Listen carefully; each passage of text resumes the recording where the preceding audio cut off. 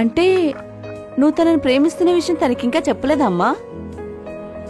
నీకు చెప్పకుండా నేను ఎప్పుడైనా ఏదైనా చేశానా అమ్మా?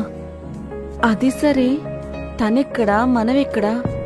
ఇదంతా జరిగే పనేనా? తనే నిన్న ఫోన్ చేసి ఇక్కడ కలుద్దాం అని చెప్పే వరకు నేను అలాగే అనుకున్నానమ్మా. సిద్ధార్థ్ అంటే తనే కదూ?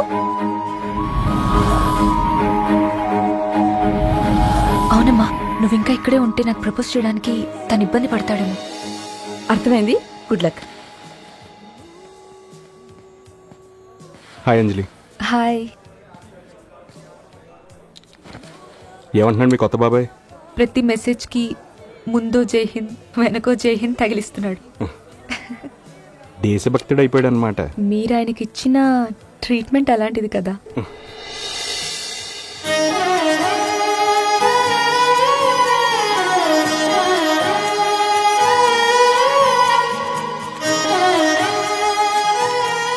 ఏదో చెప్పాలనిపించారు. ఏం లేదు. సో ఇంకా చెప్పాలి. అంటే అది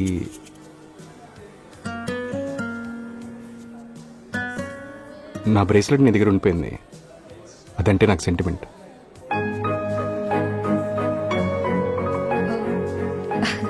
సారీ, నేనే ఇవ్వాల్సింది మర్చిపోయా. దీనికోసమే పిలిచారా? Thank you. Most welcome. Okay అండి, let's be in touch. Bye. Bye.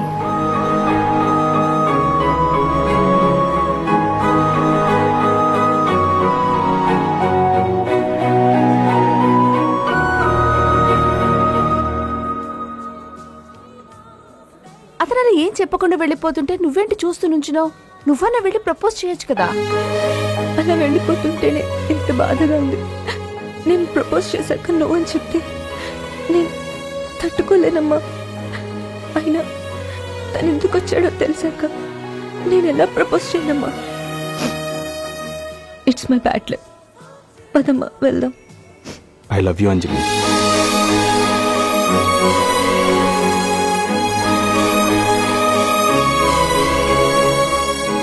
నేను చాలా లవ్ స్టోరీలు డైరెక్ట్ చేశాను, కానీ నా లవ్ విషయానికి వచ్చేసరికి మాటలు రాలేదు. ఇప్పుడు నీ మనసులో ఏముందో తెలిసాక ఇప్పుడు నిజం చెప్తున్నాను. నేను వచ్చిన బ్రేస్లెట్ కోసం కాదు, నీ కోసమే.